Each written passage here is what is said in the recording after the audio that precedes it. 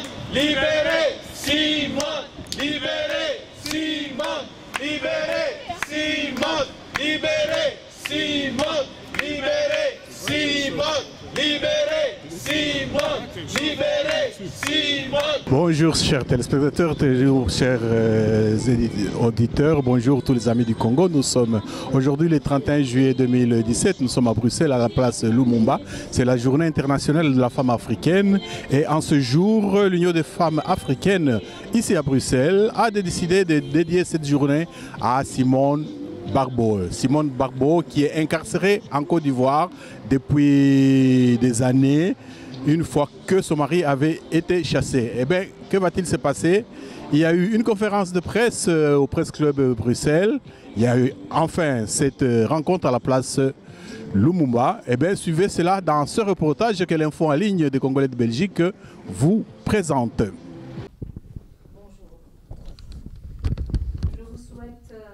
Bienvenue à cette conférence de presse organisée en l'honneur de Madame Simone Eïvé Gbagbo. En cette journée internationale de la femme africaine, puis-je vous demander d'observer une minute de silence en pensant à Simone Eïvé Gbagbo et à toutes les femmes africaines, particulièrement celles qui sont victimes d'injustice et de violences multiformes.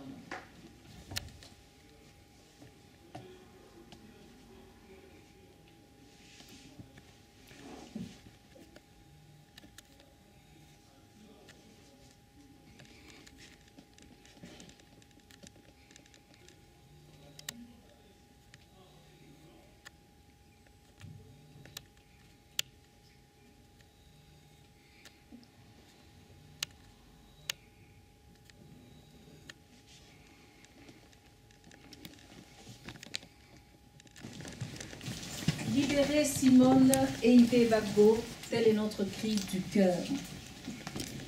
Madame Simone Eïvé Gbagbo a été arrêtée le 11 avril 2011, en même temps que son mari, ensuite de la crise électorale qui a plongé la Côte d'Ivoire dans une nouvelle tragédie.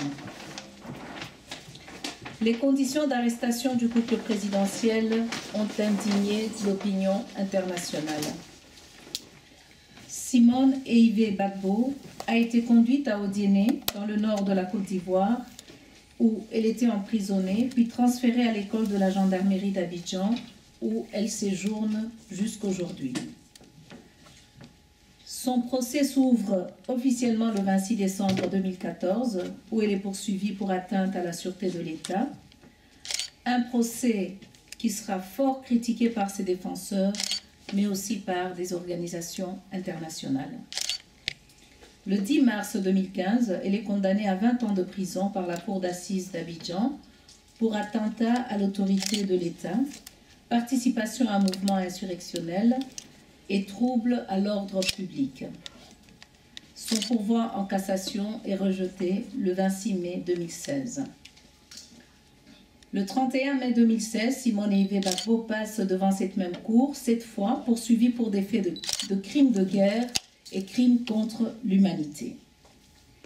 Le 28 mars 2017, la Cour d'assises d'Abidjan prononce son acquittement et sa libération immédiate. Elle ne sera pas libérée car sa première condamnation est toujours en cours. Le 27 juillet de cette année, la Chambre judiciaire de la Cour suprême casse l'arrêt d'acquittement de la Cour d'assises et renvoie Simone Eïvé Gbagbo devant les assises. Coup dur pour cette militante de longue date? Non. Elle en a vu d'autres durant son long combat pour la démocratie en Côte d'Ivoire. Voici ce qu'elle déclare à son avocat au moment où cette décision tombe. Je cite, « On peut m'envoyer devant 10 ou 100 assises, je suis tranquille, car mon innocence est avérée. » Le combat juridique suit son cours, mais il est de notoriété publique que nous sommes face à un procès avant tout politique. Des voix se sont élevées à Paris. Elles s'élèvent aujourd'hui à Bruxelles pour réclamer la libération de Simone Eive Gbagbo. Femme de foi, militante dans l'âme, nous sommes debout avec toi aujourd'hui et jusqu'à ta libération. Je vous remercie. Aujourd'hui, qui sont des militantes de terrain, des personnes qui ont connu Simone Eive Gbagbo, d'autres qui l'ont côtoyé de près ou suivi son combat de loin, qui ont accepté aujourd'hui de venir nous livrer un message court. Pourquoi est-ce que, selon elle, Simone Eive Gbagbo doit être libérée? Pourquoi est-ce que nous nous levons aujourd'hui et continuerons à nous lever dans l'avenir pour cette femme? Merci Louise. Est-ce que ça marche, je pense? Je ne sais même pas si on en a besoin. On en a besoin, ah oui, pour les gens qui enregistrent. Oui, donc beaucoup de gens me demandent la question qui vient à l'esprit. Moi, je suis femme politique camerounaise dans mon activité de terrain. Mais bon, il m'a été donné quelquefois d'aller dans d'autres pays africains aussi, dans mes activités professionnelles. Donc, je peux dire que je connais bien la situation des femmes en Afrique. Donc, souvent, la question, c'est quand je demande qu'on essaye de mobiliser les femmes, les féministes du monde, comme je l'ai fait à Paris en 2016, pour la libération de Simone Gbagbo. La question, c'est toujours, est-ce que tu la connais? Tu la connais d'où? Tu la connais comment? Et je réponds toujours que je ne connais pas physiquement Simone Gbagbo, je ne l'ai jamais vue, je ne lui ai jamais parlé, mais j'ai rencontré dans les années 80 son mari Laurent Gbagbo quand il rentrait d'exil.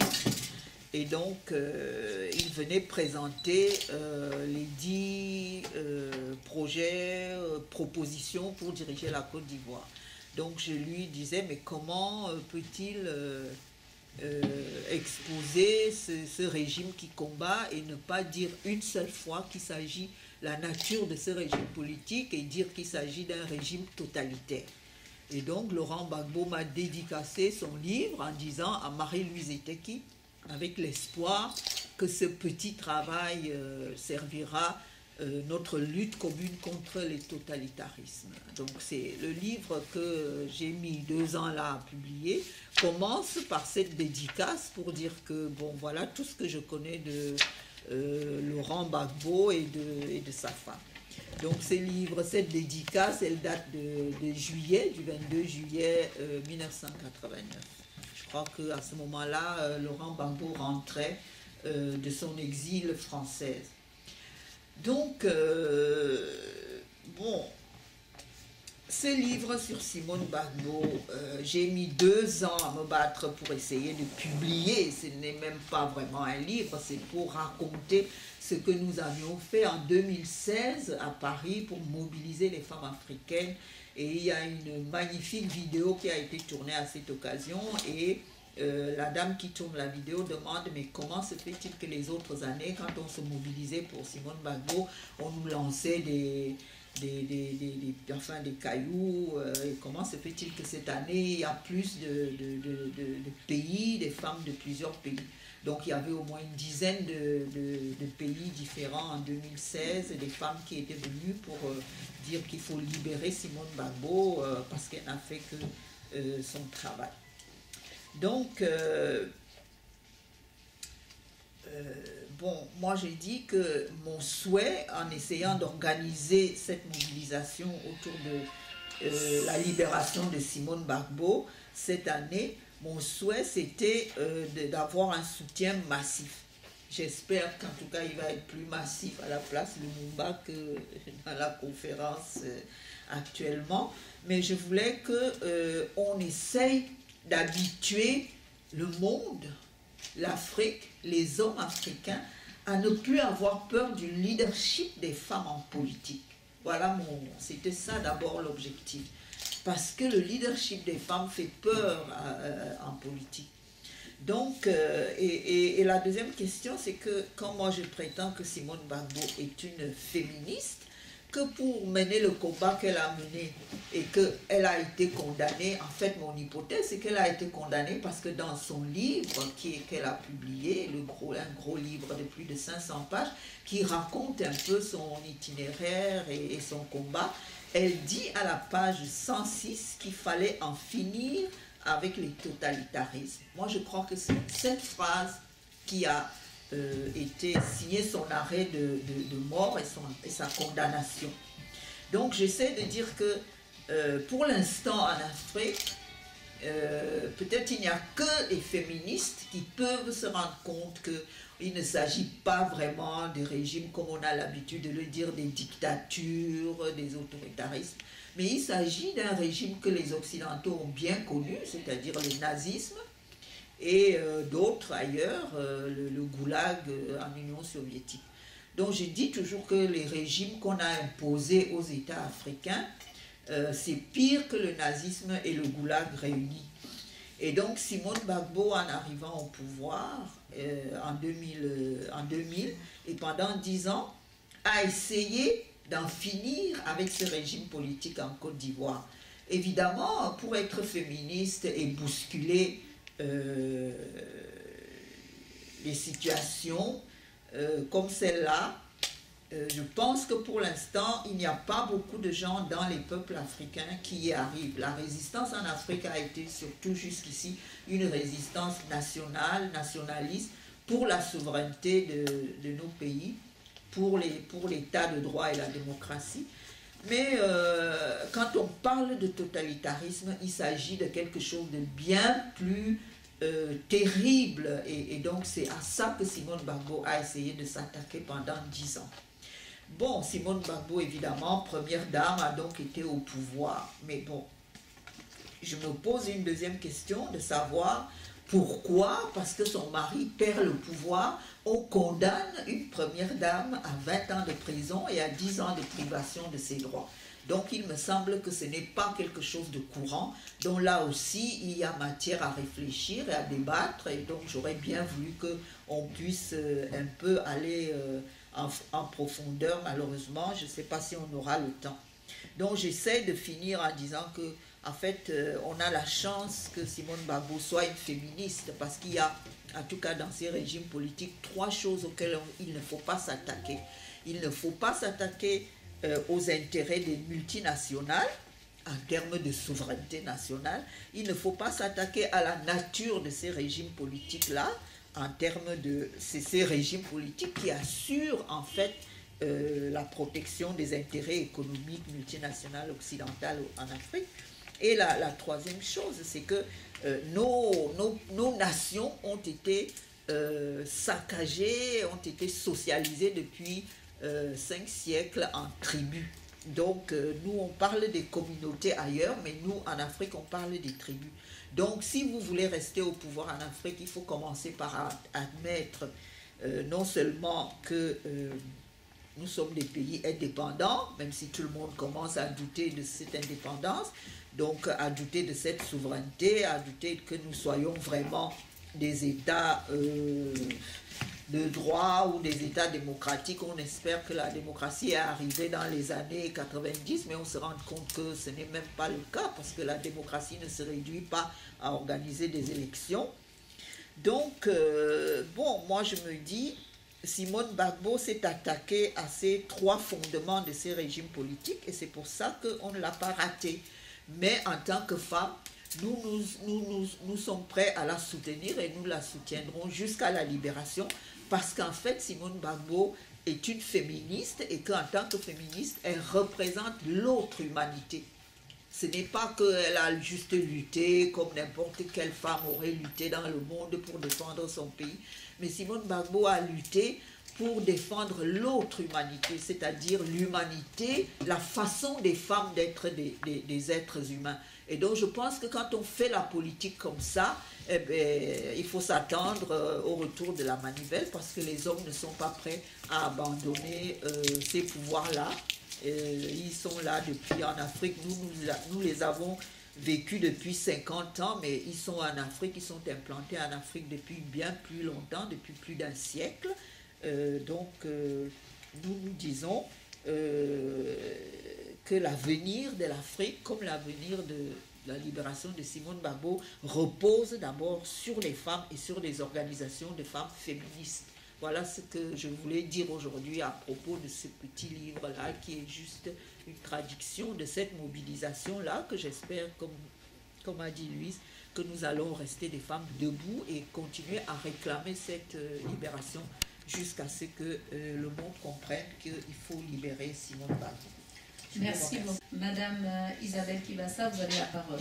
Merci beaucoup, Madame Jandou. Et surtout, je voudrais vraiment commencer par remercier déjà de la démarche. Parce qu'elle est très importante. C'est très important de pouvoir mettre la femme au centre des enjeux, finalement. Parce qu'on utilise souvent la femme, mais on ne se rend même pas compte de son leadership. Mais je pense qu'on en a peur. Effectivement, il y a ceux qui ont connu Simone, ceux qui connaissent Simone, etc. Moi, je n'ai pas besoin. Je n'ai pas besoin de connaître Simone pour m'insurger. Allez, face à ce qu'elle est en train de subir. Elle est en train de subir, pour commencer, on a parlé de procès politique, oui, c'est vraiment une justice du vainqueur, en fait. La justice du vainqueur, celui qui arrive là, et qui impose sa justice, quand bien même il a peut-être fait pire pour arriver là, quand bien même il le fera encore. Il impose sa justice. Et il impose sa justice, et malheureusement, Simone est tombée aussi dans cette tâche culturelle que je mets surtout sur l'Afrique. Mais bon, on a vu aussi dans la Bible, hein, quand on raconte que le patriarche est parti, les exodes, etc. Il prend ses fils, son bétail même, et la femme vient seulement après. Donc, et cette tâche-là, donc on met la femme... En fait, c'est celle qui doit subir et c'est celle qui, normalement aussi, représente la plupart du temps les dégâts collatéraux. Ce sont les femmes. Ce sont les femmes qui restent, ce sont les femmes, finalement, qui ont ce leadership naturel. On sait bien, c'est la femme qui, bon, on est sûr de la maman, pas du papa. C'est peut-être ça qui fait peur les hommes, mais nous sommes là pour construire. Nous sommes là pour construire. Donc, pour moi, Simone Gbagbo, à l'instar de Winnie Mandela, une autre grande dame, quand même, une autre leader, pas d'un autre temps, parce qu'on en est toujours là, c'est elle qui a assis son leadership, mais elle a aussi réussi à asseoir son mari. Parce que je peux vous assurer, et on a lu, en prison, Mandela, il y avait des gens avec Mandela qui étaient encore plus radicaux que lui, mais qui n'avaient pas une femme de la trempe de Winnie pour parler de lui. Et elle a vraiment fait asseoir la réputation de son mari. Et quand on voit comment Simone a travaillé, Simone est venue de là. Simone, elle est de cette trempe-là. Simone s'est fait arrêter avant même d'être la première dame. Elle s'est battue. Elle était toujours... Et c'est vrai que finalement, on l'a pas raté. On l'a pas raté pour ça.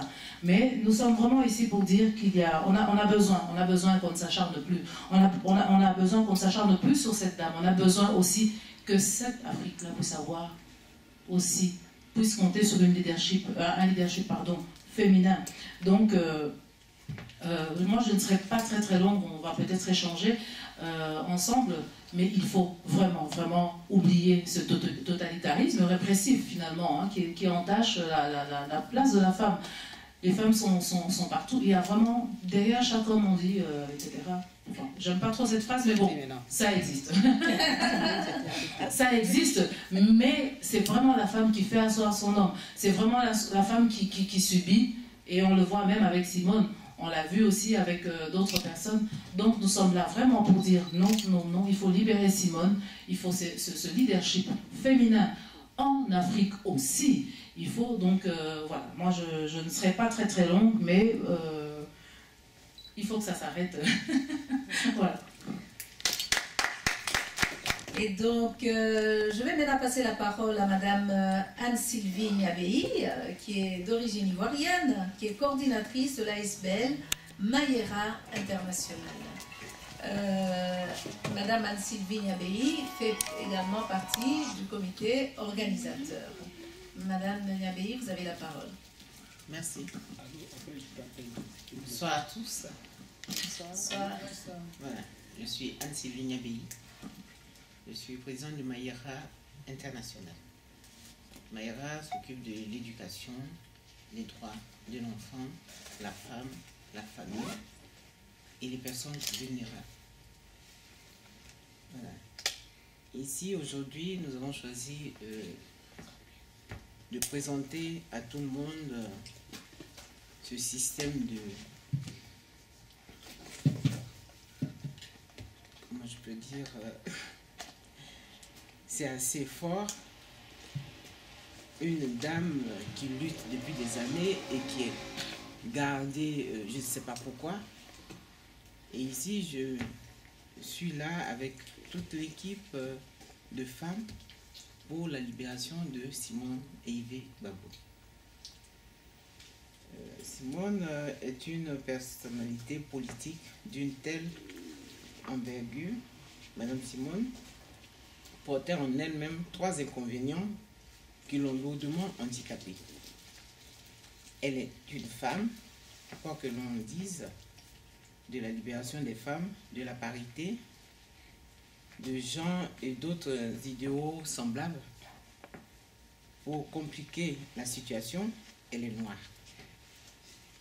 Alors que dans l'imaginaire collectif des Occidentaux, le noir demeure frappé d'un déficit d'humanité qui ne dit pas son nom, mais n'en est pas moins agissant, et ce,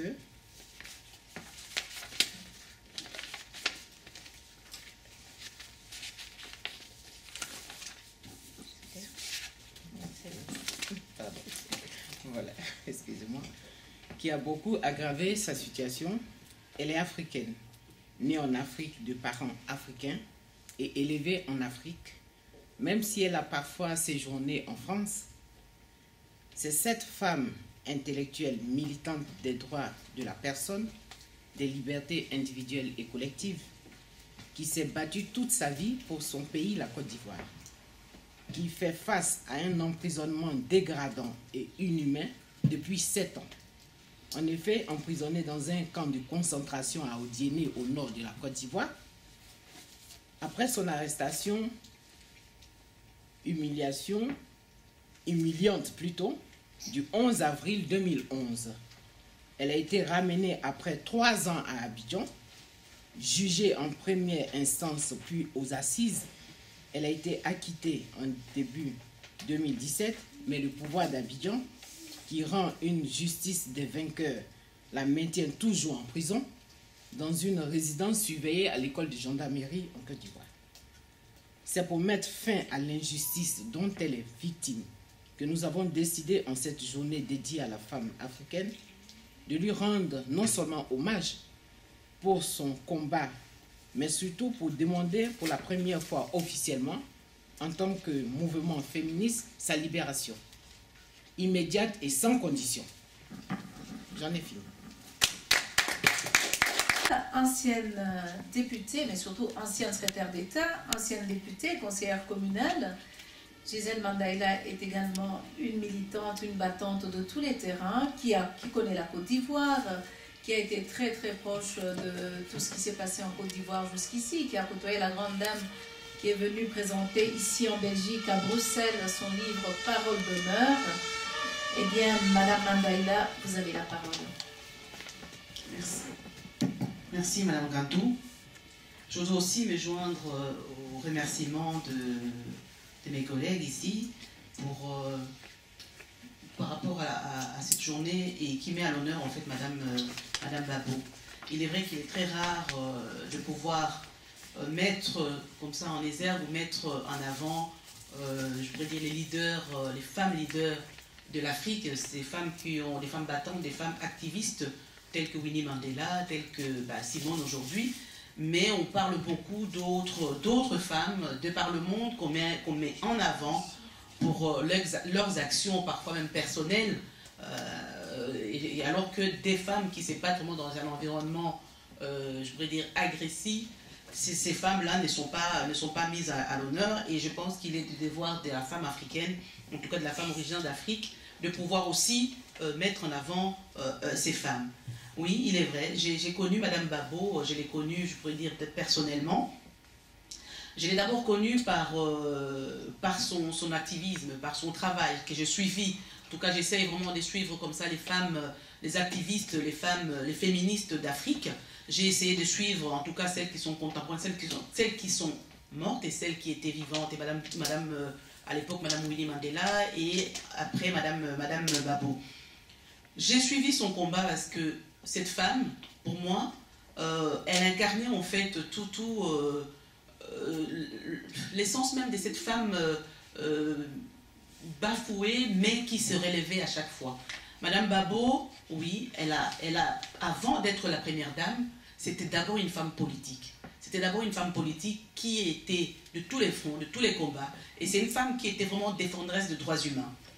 Oui, on l'a dit, Madame Babo, elle avait ses leaderships politiques. D'ailleurs, on l'appelle la dame de fer en Côte d'Ivoire. Pas pour rien. Parce que c'est une femme qui a su tenir tête à l'appareil, je ne pourrais pas dire aux hommes, mais à l'appareil étatique répressif qui sévissait en Côte d'Ivoire. Elle a fait de nombreuses années de prison. Tantôt, elle sortait, elle retournait, mais elle n'a jamais faibli. Elle a toujours continué son combat pour réellement l'avènement d'un État démocratique en Côte d'Ivoire. Oui, elle a combattu le totalitarisme, la dictature. Elle a combattu aussi, je pense, ce qui a fait tomber Madame Babo aujourd'hui, c'est parce que Madame Babo combattait aussi la mainmise de l'Occident sur l'Afrique. Voilà. Elle n'a jamais eu peur de dénoncer ce qu'aujourd'hui la jeunesse africaine dénonce aujourd'hui la France-Afrique. Elle avait déjà initié ces combats. Elle essayait en fait, elle éveillait les consciences de la jeunesse ivoirienne et par cela de la jeunesse africaine par rapport en fait au diktat que l'Occident impose à l'Afrique. Donc c'est une femme qui, voilà, de ces combats-là, il faut le savoir aussi, il faut le situer dans l'histoire. Madame Babo a combattu le régime d'Houphouët-Boigny. Et qui était à l'époque le premier ministre de M. Houphouët-Boigny? C'est l'actuel président qui aujourd'hui l'a incarcéré et qui refuse, je ne sais pas si vous avez lu l'acquittement qui a été prononcé par rapport au crime contre l'humanité, mais M. Ouattara refuse de la libérer ou même de la gracier parce que ça se dit dans les instances ou en off, M. Ouattara voue une haine vis-à-vis de Madame Babo.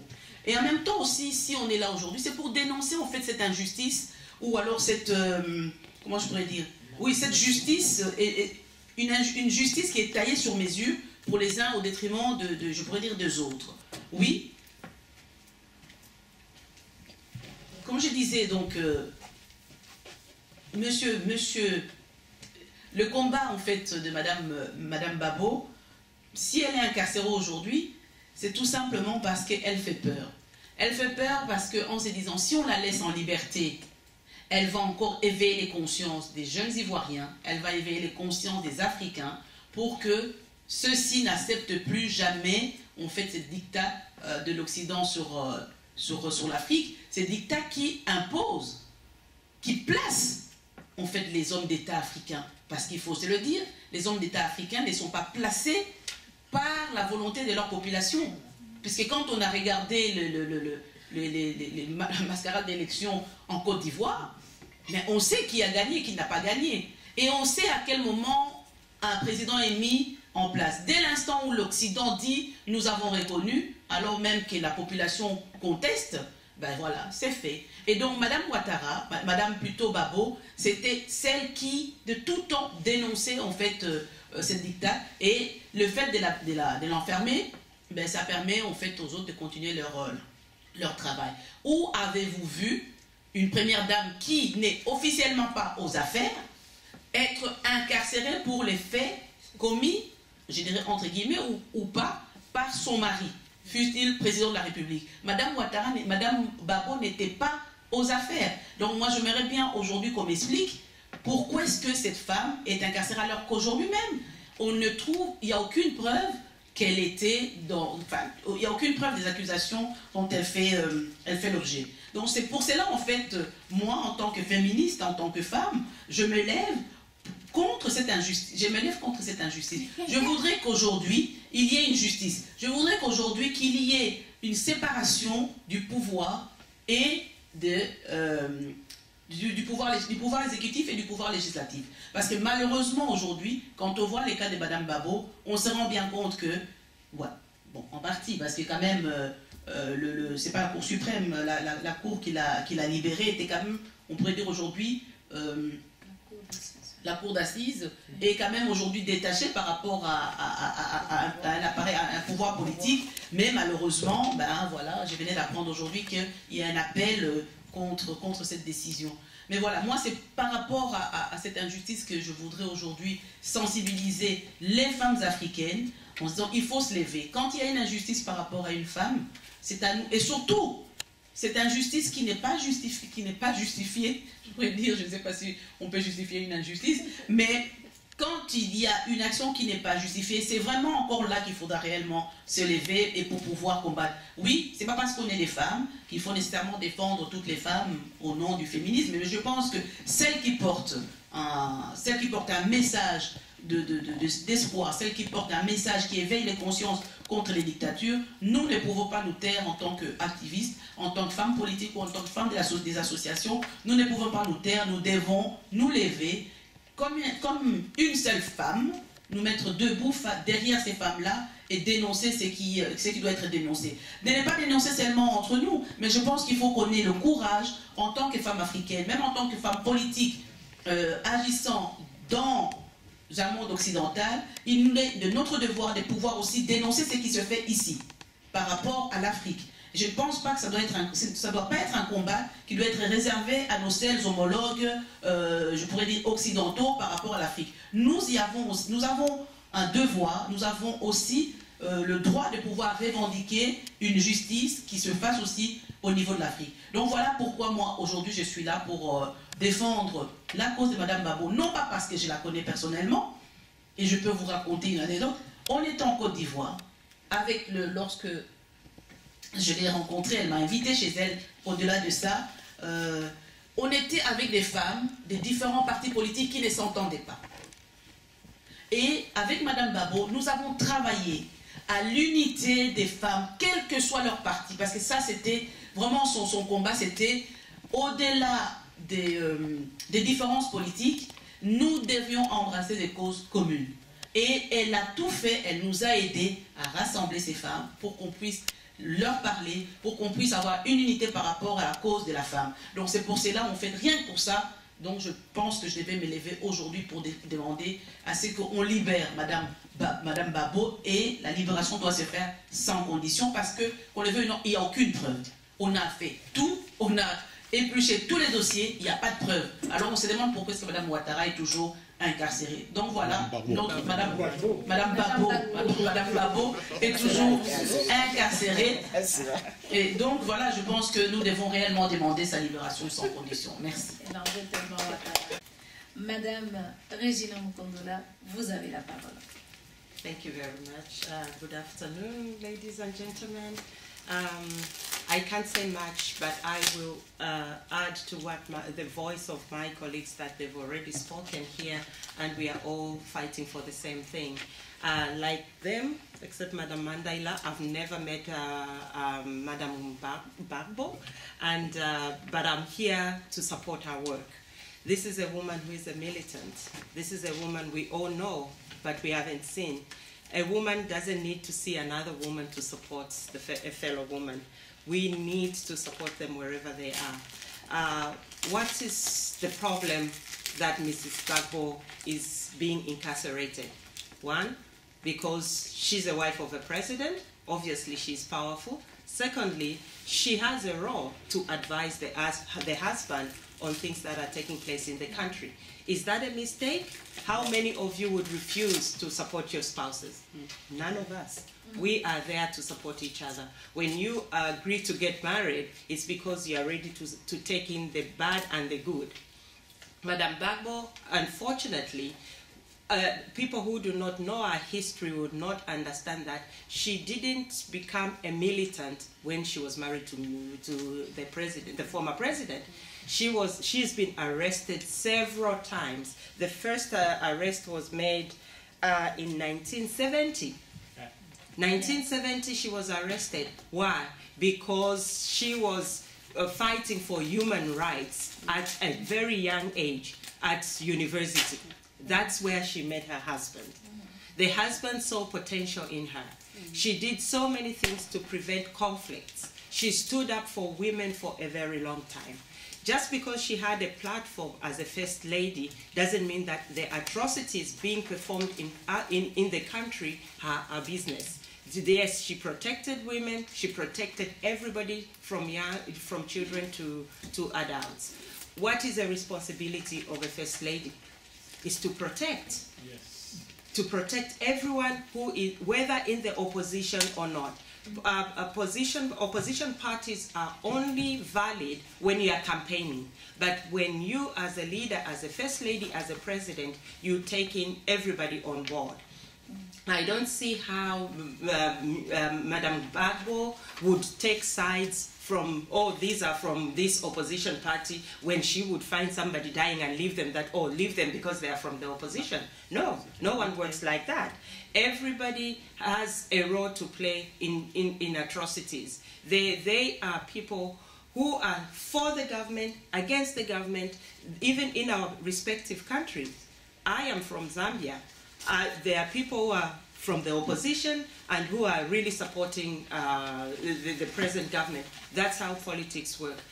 I am disappointed with the International Criminal Court, who are still fighting, calling her to be brought to The Hague. To do what? What do you want her to come and do in The Hague? She has no business in The Hague.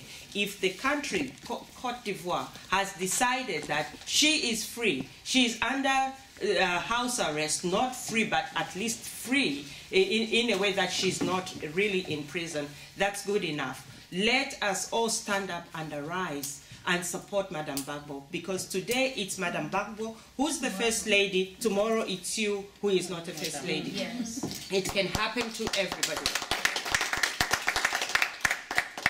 It can happen to everybody at any level. So we need to be very active no matter what position we are in. You don't have to be in the country, you don't have to be from Côte d'Ivoire to have your voice heard. We can do it like we are doing now. We are coming from different countries, but we are speaking with one voice. Why are we being called militants? We are being called militants because we are not afraid. None of us is afraid. If the police came in here and said, what are you doing here? Whom are you supporting? The embassy of Côte d'Ivoire said, go and arrest the people who are at the press club. We will say we are all going to prison because we know what we are standing for. We are fighting for the right of women. And this is not only for Madam Gbagbo. For women in Congo, Kasai people are suffering. For women in Togo, women are suffering. For women in Cameroon, women are suffering. For women in Burundi, women are suffering. This is a blanket for each one of us to stand together. Let's come together. Invite people to come and know that there are people like us, even you in the audience, who can fight against these atrocities. Let's fight, continue to fight and make sure that... Cheikh Fita pour Info en ligne des Congolais de Belgique, où j'ai entendu beaucoup de messages, beaucoup de demandes. Concrètement, au moment où vous et nous sommes ici, il y a M. Ouattara qui est président de la République de Côte d'Ivoire. Dites-moi comment vous ferez pour que votre message lui arrive, parce que finalement, c'est lui qui détient Madame Gbagbo. Merci. Oui, je suis M. Loussouko Serge, secrétaire général du Fonds populaire ivoirien de la section de Bruxelles. Et je suis épaté par le travail des dames qui est fait ici en l'honneur de cette dame. C'est une illustre personne. Et aujourd'hui, je me rends compte qu'elle n'appartient plus à la Côte d'Ivoire. Je voudrais apporter tout le soutien du Fonds populaire ivoirien au travail qui est fait pour rehausser l'image de cette dame et pour réclamer sa libération immédiate. Bonsoir à toutes et à tous, chers militants, chers passants. Nous sommes aujourd'hui réunis ici sur le square Patrice Lumumba à l'occasion de la journée internationale de la femme africaine décrétée par les Nations Unies. Et aujourd'hui, 31 juillet, jour de la journée internationale de la femme africaine, les femmes africaines sont là, elles prendront la parole. Mais c'est un homme qui veut vous présenter aujourd'hui une grande dame africaine qui pour nous devrait être au même niveau que Winnie Mandela, que Wangari Maathai et beaucoup d'autres femmes de son acabit et qui aujourd'hui est en train de subir l'impérialisme et la France-Afrique en Côte d'Ivoire j'ai parlé de Simone Eyive Gbagbo, que je vous demande d'applaudir d'abord. C'est une femme qui est en prison pour ses idées, pour l'envie qu'elle a eue de libérer la Côte d'Ivoire du joug de l'impérialisme. Et aujourd'hui, elle est en prison, injustement accusée, maintenue loin de son mari qui est à la CPI. Et nous sommes là pour exiger sa libération. C'est pour la femme africaine que nous sommes là. Mais cette femme-là, aujourd'hui, le 31 juillet 2018, c'est Simone Eyive Gbagbo. Merci d'être présent et nous allons entamer cette cérémonie par des discours différents des uns des autres, des unes et des autres, qui sont là pour exprimer leur soutien à Madame Simone Gbagbo. Nous sommes convaincus que le temps qu'elle est en train de passer en prison ressemble au temps que Mandela a passé en prison. Un jour, l'histoire lui donnera raison. Merci beaucoup et nous allons écouter peut-être un petit peu de musique avant de commencer les interventions.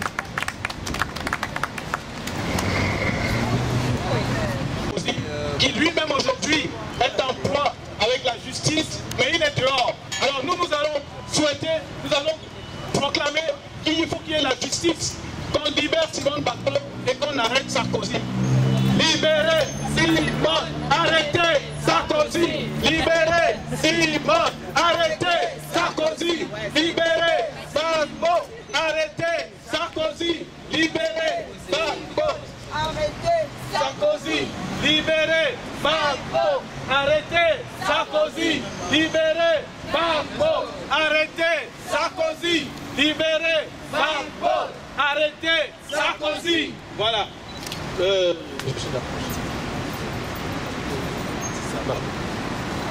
Oui, donc nous allons donner la parole à Marie-Louise Eteki, qui est l'une des artisanes de cette journée d'aujourd'hui. Bonsoir. Alors, moi je voudrais d'abord vous rappeler que Simone Eyive Gbagbo, dans sa jeunesse, a fait partie d'une cellule clandestine qui avait le nom de cette place où nous sommes aujourd'hui, c'est-à-dire la place Lumumba. Donc c'est pour ça aussi que nous avons pensé qu'il fallait que la première manifestation politique des Africains qui se passe à cette place Lumumba, ce soit la manifestation pour la libération de Simone Gbagbo. Donc je rappelle moi toutes les femmes africaines, toutes les femmes de Belgique, où sont les féministes de Belgique? On appelle toutes les femmes et on a vu aujourd'hui dans tout le monde entier, à Paris, en Allemagne, il y a eu des manifestations pour la libération de Simone Gbagbo. Intel, comme organisation anti-impérialiste belge, soutient cette action et fait partie du comité pour la libération de Simone Gbagbo. Allô? Oui? Donc Intel, comme organisation anti-impérialiste belge, soutient ce comité et fait partie de ce comité pour la libération de Simone Gbagbo. Pour nous, c'est clair que la justice des vainqueurs, une justice complètement injuste, c'est ça qui fait que Simone Gbagbo est toujours en prison et qui agit complètement d'une façon arbitraire, parce qu'il vient encore d'annuler une décision qu'elle a prise il y a quelques mois. Comment est-ce possible qu'un système pareil peut exister? On ne peut le comprendre que si on comprend le rôle de la France et des États-Unis, de l'impérialisme. C'est l'impérialisme qui a décidé de ne pas accepter Gbagbo. C'est l'impérialisme qui a appuyé la guerre civile au Côte d'Ivoire pendant 5 ans, qui a imposé un accord scandaleux où les rebelles et les bandits avaient aussi bien le droit de s'asseoir et de devenir membres d'un gouvernement que les patriotes et les gens qui défendaient leur pays.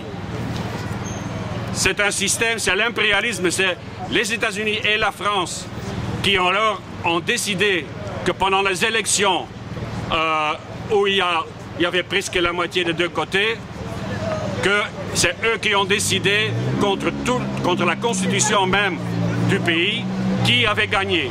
Et c'est eux qui ont décidé que c'était leur homme qui avait gagné.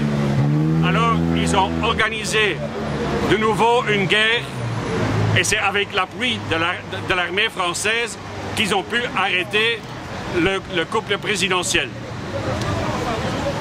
Ensuite est venue la période de l'accusation du CPI à La Haye, où un personnage minable comme le procureur Ocampo, quelqu'un qui aujourd'hui est connu, est démasqué pour être un vendeur de dossiers, pour accuser les gens au service de ceux qui lui payent.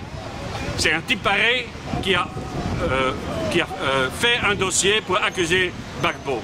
Et c'est à cause de ce dossier que Gbagbo est déjà depuis 5 ans en prison, en attendant très probablement son acquittement bientôt. Parce que le dossier contre lui, il est vide. Alors, tout ça, c'est possible parce qu'il y a l'impérialisme qui existe. Il y a les États-Unis et la France qui imposent leur volonté avec tous les magouilles et toutes les guerres et la violence qui est nécessaire pour ça. C'est diviser pour régner contre les Africains. Alors, il y a un problème que l'impérialisme a aujourd'hui, c'est que depuis 2011, depuis leur guerre criminelle qu'ils ont lancée contre la Libye, les choses sont en train de changer. De plus en plus de gens posent des questions sur le rôle des Américains et le rôle de la France en Afrique. On voit aussi que même la coalition autour de Ouattara est en train de se diviser et que en 2020, on va voir comment sera la situation politique au Côte d'Ivoire. Alors, la question c'est comment sortir de cette situation? Que faire? Comment combattre l'impérialisme? C'est d'abord l'unité africaine. Et donc, dans ce sens, je trouve que l'idée de Marie-Louise Eteki d'organiser un conseil panafricain de femmes qui défend l'unité de l'Afrique, c'est quelque chose vraiment à appuyer. Et deuxièmement, je trouve que on appuie toutes les forces qui combattent l'impérialisme, qui sont pour l'indépendance et pour la souveraineté. Ça, c'est la plus importante. On parle beaucoup de démocratie et souvent, l'Occident vient avec le mot démocratie et droits de l'homme, mais en fait, ce qu'ils font au nom de cela, c'est beaucoup pire ce qu'ils disent combattre. On l'a vu en Libye, on le voit au Mali et on a vu certainement en Côte d'Ivoire. Merci.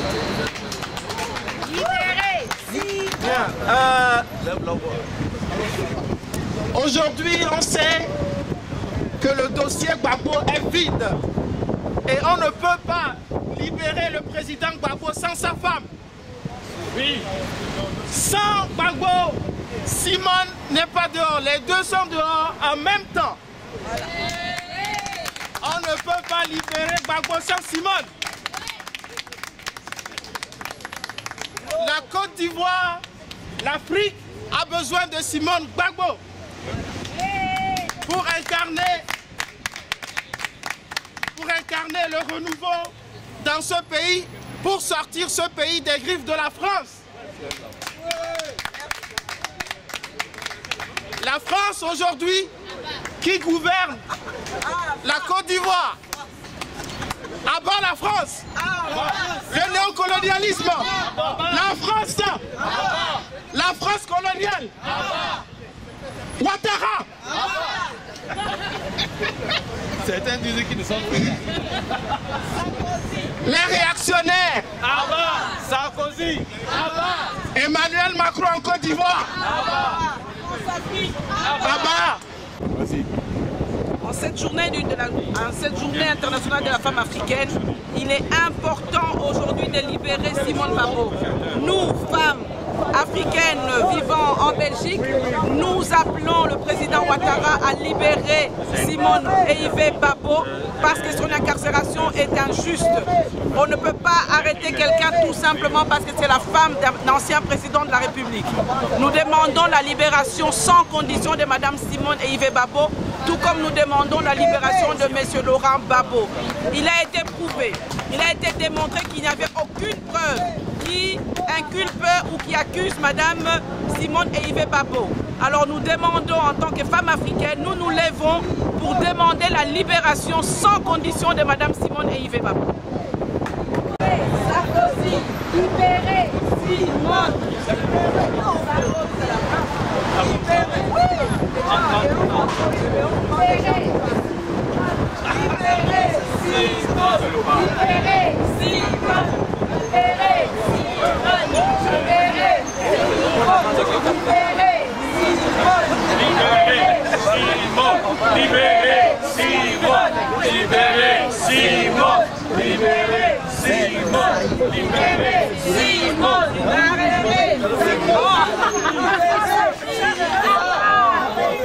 Sarkozy.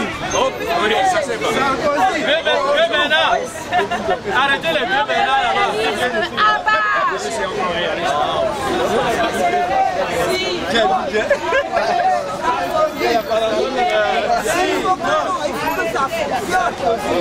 Il faut que ça fonctionne là. Bénin. Arrêtez Sarkozy. Voilà. Simone. Arrêtez Sarkozy. Libérez Simone, arrêtez Sarkozy, libérez Simone, arrêtez. Aliou, qu'est-ce que tu fais? Libérez Simone, arrêtez Sarkozy, libérez Simone, arrêtez Sarkozy, libérez Simone, arrêtez Sarkozy, libérez Simone, arrêtez Sarkozy, libérez Simone,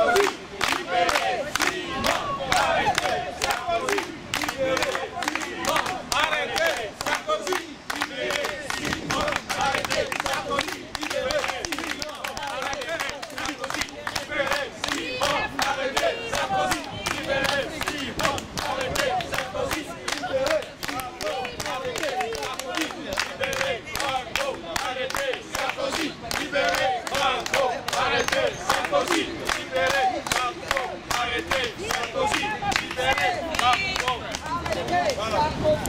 Bravo. Voilà.